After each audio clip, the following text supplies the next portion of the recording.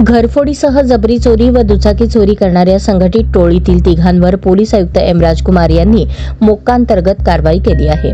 त्यांच्याविरुद्ध शहरातील वेगवेगळ्या पोलीस ठाण्यात अनेक गुन्हे दाखल असून गेल्या 10 वर्षात 8 जबरी चोरी केल्याचे तपासात आढळले आहे.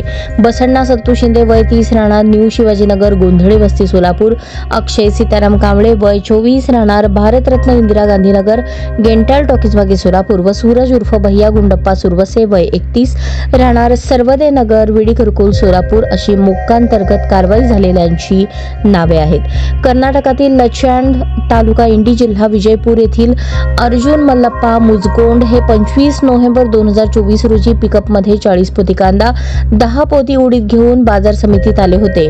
मध्यरात्रीनंतर पहाटे 3च्या सुमारास त्यांच्या वाहनातून धान्याची पोती चोरणाऱ्या तिघा अनोळखी इसमांनी गळ्यात चाकू लावून धमकावून मोबाईल व 3600 ची रोकड लुटून नेली. तसेच त्यांनी कोणास सांगितल्यास परत इथे आल्यास जीवे मारण्याची धमकी दिली होती. हवालदार महेश शिंदे यांना मिळालेल्या माहितीनुसार पोलिसांनी 28 नोव्हेंबर 2024 रोजी बसण्णा व अक्षय यांना ताब्यात घेतले. त्यांच्याकडून 2 दुचाकी व 3 मोबाईल हस्तगत करण्यात आले. त्यापैकी एका मोबाईल चोरी प्रकरणी जेलरोड पोलिसात गुन्हा दाखल होता, तर दुचाकी चोरी प्रकरणी MIDC जोडभावी तर अन्य मोबाईल चोरी प्रकरणी जेलरोड पोलिसात गुन्हे दाखल आहेत.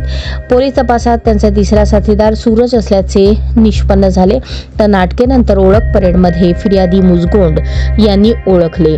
बसण्णा याच्या विरुद्ध 2008 ते 2024 या कालावधीत वाहन चोरी, घरफोडी, जबरी चोरी, दरोड्याची तयारी, खुनाचा प्रयत्न असे 57, अश्रय याच्यासारखी विरुद्ध चोरी, जबरी चोरी, खुनाचा प्रयत्न असे 8, तर सूरज याच्या विरुद्ध दुखापत, जबरी चोरी, घरफोडीचे 8 दखलपात्र गुन्हे असतात. जेलरोड पोलीसचे पोलीस निरीक्षक शिवाजी राऊत यांनी तिघा संशयितांवर मोक्कांतर्गत कारवाईचा प्रस्ताव आयुक्तालयाकडे पाठवला. पोलीस उपायुक्त दीपाली काळे, विजय कबाडे यांनी या प्रस्तावाची पडताळणी करून पोलीस आयुक्त एम राजकुमार यांच्याकडे तो पाठवला. त्यांनी शुक्रवारी त्याला मान्यता दिली. या प्रकरणी सहाय्यक पोलीस आयुक्त प्रताप पोमण तपास करत आहेत.